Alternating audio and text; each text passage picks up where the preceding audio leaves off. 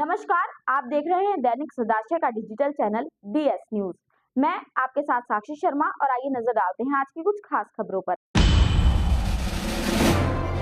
मुजफ्फरनगर में जैन समाज ने अन्याय के खिलाफ एकजुट होकर जिला कलेक्ट्रेट में जोरदार विरोध प्रदर्शन किया। सकल जैन समाज ने राष्ट्रपति, प्रधानमंत्री और गृह मंत्री के नाम DM के माध्यम से मांग पत्र सौंपा। जैन एकता मंच के राष्ट्रीय अध्यक्ष गौरव जैन ने चेतावनी दी कि यदि जैन समाज पर अत्याचार नहीं रुका तो देशव्यापी आंदोलन होगा। हालिया घटनाओं जैसे बड़ौद दुर्घटना में पीड़ितों की अनदेखी, मध्य प्रदेश के नीमच में जैन संतों पर हमला, मुंबई में जैन मंदिर का ध्वस्त होना और समेत शिखर एवं गिरनार तीर्थ पर तीर्थयात्रियों पर हमले ने समाज को आक्रोशित किया है। प्रदीप जैन और पंकज जैन ने कहा कि जैन समाज अपने धर्मस्थलों और संतों की रक्षा के लिए किसी भी कुर्बानी को तैयार है। मनोज जैन और रोहित जैन ने भी आंदोलन को और तेज करने का ऐलान किया। जैन धर्मावलंबियों पर, साधु संतों पर, तीर्थ स्थलों पर, धर्म स्थानों पर लगातार बहुत समय से अलग अलग प्रकार से अलग अलग स्थानों पर अत्याचार होता आ रहा है। मुख्य बिंदु जो हमने हाल ही में हुए हैं घटनाएं, जैसे बड़ौद के अंदर दुर्घटना हुई, उसमें 10 जैन समाज के लोग हताहत हुए और काफी लोग घायल हुए। सरकार ने उनकी कोई मदद नहीं करी, बहुत गरीब परिवार, वंचित परिवार के लोग थे। अभी महाराष्ट्र विले पार्ले में एक जैन मंदिर को बर्बरता के साथ ध्वस्त कर दिया गया आनंद फावन में कुछ अधिकारियों की मिलीभगत से, जिसमें वहां के लोकल अधिकारी, शासन, सरकार सभी की मिलीभगत स्पष्ट दिखाई देती है उसको। और वहां पे जैन शास्त्रों का भी अपमान किया गया और उन अधिकारियों पर 48 घंटे ज्यादा बीतने के बाद भी कोई कार्रवाई नहीं हुई। हम कार्रवाई की मांग के साथ प्रस्तुत हुए।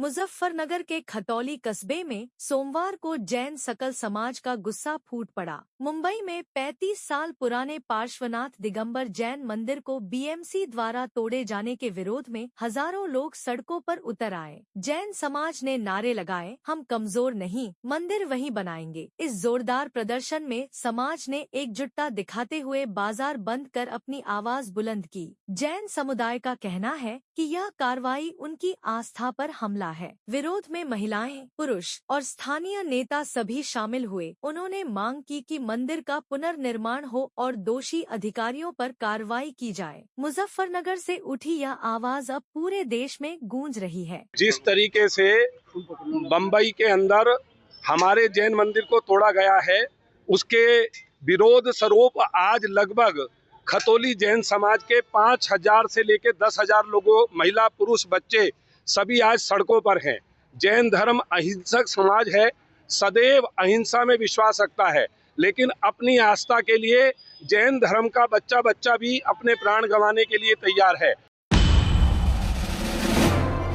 उत्तर प्रदेश के जौनपुर के तिलवारी गांव के संदीप सिंह का 22 वर्षीय बेटा शिवेंद्र प्रताप सिंह मर्चेंट नेवी में टेक्नीशियन था, जिसकी 27 मार्च को ईरान के किस आइसलैंड पोर्ट पर जहाज दुर्घटना में दर्दनाक मौत हो गई। एक तरफ परिवार में इकलौता चिराग बुझने से कोहराम मच गया तो वहीं दूसरी तरफ शव को भारत लाने के लिए परिवार दर दर भटक रहा है। सोमवार को पीड़ित परिवार DM दिनेश चंद्र सिंह से मिला और न्याय की गुहार लगाई। DM ने आश्वासन दिया कि शव जल्द भारत लाया जाएगा। हम DF साहब के यहाँ ज्ञापन देने आए थे। मेरा बेटा ईरान में है, आज 27 मार्च को उसकी डेथ हुई और अभी तक उसकी डेड बॉडी नहीं आई। अब आप लोग ही किसी माध्यम से कुछ सहयोग कर सकें तो कीजिए। DM साहब से मैंने कहा कि सर जो भी प्रक्रिया हो उसको शीघ्र पूर्ण करवाइए और हमारे बेटे की डेड बॉडी मंगवाइए। मुजफ्फरनगर की नई मंडी कोतवाली इलाके की मखियाली गांव की सानिया अपने पति सालिम की बरामदगी के लिए 1 महीने से थानों और अधिकारियों के दफ्तरों के चक्कर काट रही है। 26 मार्च को फैक्ट्री में काम पर गया सालिम लापता है। सानिया ने अपने चाचा पर अपहरण का शक जताया है। पीड़िता की माने तो 4 दिन पहले सालिम का रोते हुए फोन आया था, जिसमें उसने अपनी व्यथा बताई। हाल ही में भोपा में मिले शव से सानिया को डर है कि कहीं उसके पति के साथ भी ऐसी घटना न हो। जी मेरे मियाँ 26 तारीख से जी लापता हैं और उनके लापता होने में जी मेरे चाचा का हाथ है जी हो गई अभी पिछले महीने की जी मार्च को। और जी मैं थाने में भी गई जी, वहाँ भी कोई कार्रवाई नहीं की गई जी। मैं वहाँ भी गई थी कैप्टन साहब के पास जी, वहाँ भी कोई कार्रवाई नहीं की गई। मेरे मियाँ यहाँ से गया बोए मखियाली से जी। मुझे मेरे चाचा पे शक है जी। उन्होंने पहले भी जी 1 साल पहले मेरी शादी कराई, मेरे से बगैर पूछे जी 1 लाख रुपए लिए जी मेरे सास ससुर से। और जब उनका हाथ गायब होने में जी मेरे चाचा का हाथ है। और जी मैं थाने में भी गई, वहाँ भी कोई कार्रवाई नहीं कर रहे जी। पुलिस के पास जाऊँ जी, वहीं कह दें इनको आ जाएगा खुद जी। 3-4 दिन पहले उनकी कॉल आई, वे रो रहे थे बहुत ज़्यादा। इनको मैं बहुत परेशान हूँ जी, जब से उनका फ़ोन बंद आ रहा। मुजफ्फरनगर के बिराल गांव में चकबंदी पैमाइश को लेकर किसानों में विवाद हो गया। सहायक चकबंदी अधिकारी की मीटिंग में एक पक्ष पैमाइश के पक्ष में था तो दूसरा विरोध में था। समस्याओं के समाधान तक पैमाइश न कराने की मांग के साथ किसानों ने हंगामा खड़ा कर दिया और मीटिंग का बहिष्कार कर दिया। नहर, नाली, चक्रोड और गाटा मूल्यांकन जैसे मुद्दों पर असंतोष के चलते अधिकारी बैरंग लौट गए। ये हमारी जितनी ये खामी है चकबंदी में, ये सब पूरी हो जाओ तो चकबंदी के लिए कोई मना नहीं करता। अगर इतने ही पूरी नहीं होती तो ये किसान का संघर्ष चलता रहेगा। चकबंदी में सबके तो चक गलत हो रहे और जो है सामूहिक रास्ते वो बाईपास वगैरह ये नहीं छूट रहे। कम से कम 50 बार हर अधिकारी को शिकायत कर ली, कोई सुनवाई नहीं हो रही। मुजफ्फरनगर में एमडीए ने सोमवार को एक बार फिर अवैध कॉलोनी पर बुलडोजर चलाया। खतौली में भूस्वामी शुगनपाल की 15 बीघा 2 भाइयों सत्यप्रकाश शरण और निर्मल शरण की मजरा समौली में लगभग 0.7 बीघा भूमि और 4 भाइयों विकेश कुमार, श्रीनिवास, विनोद कुमार एवं राजवीर करीब 18 बीघा भूमि में बिना नक्शा पास कराए ही अवैध तरीके से प्लाटिंग की जा रही थी, जिन्हें एमडीए द्वारा पूर्व में ही नोटिस दे दिए गए थे। लेकिन भूस्वामियों ने अवैध प्लॉटिंग के निर्माण को बंद नहीं किया, जिसके बाद सोमवार को 40 बीघा जमीन पर विकसित की जा रही इन तीनों अवैध कॉलोनियों पर बुलडोजर चलाया। इस दौरान स्थानीय अधिकारी और पुलिस बल मौजूद रहा।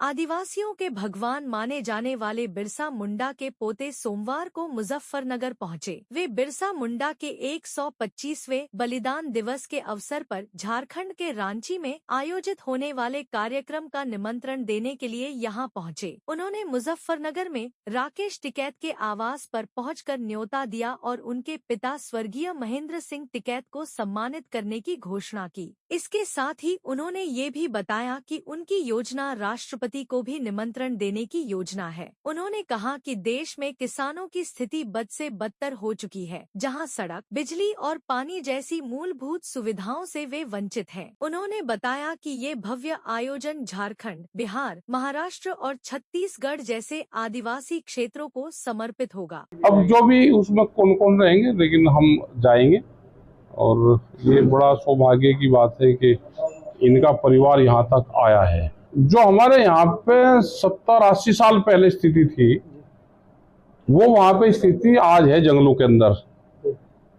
वहाँ सड़कें नहीं है, पानी नहीं है, बिजली नहीं है। अगर आदिवासी क्षेत्र देख रहा है, आदिवासी का मतलब है कि हर चीज से वंचित रहना। राष्ट्रपति को निमंत्रण देने के लिए रांची से दिल्ली आया हूं। दिल्ली में हम राष्ट्रपति को निमंत्रण देंगे बलिदान दिवस भगवान बिरसा मुंडा जी का। जी आज राकेश टिकैत बड़े भाई के निवास पर पहुंचे हैं कि उनको भी 125वें भगवान बिरसा मुंडा जी की बलिदान दिवस पर हम निमंत्रण देने के लिए यहाँ आए हैं। मुजफ्फरनगर के महावीर चौक पर स्थित कार्यालय पर सोमवार को भारतीय किसान यूनियन की एक बैठक आयोजित हुई, जिसकी अध्यक्षता जिलाध्यक्ष नवीन राठी ने की। बैठक में संगठन की कार्यशैली का विश्लेषण और आगामी कार्यक्रमों की रूपरेखा तैयार की गई। फतेहपुर के तिहरे हत्याकांड के विरोध में मुख्यमंत्री योगी आदित्यनाथ के नाम सिटी मजिस्ट्रेट विकास कश्यप को 5 सूत्रीय ज्ञापन सौंपा गया, जिसमें मृतकों के परिजनों को 50 लाख लाख मुआवजा, गवाहों को सुरक्षा, शस्त्र लाइसेंस, सरकारी नौकरी, मुफ्त शिक्षा और आरोपियों पर गैंगस्टर एवं NSA की कार्रवाई की मांग की गई।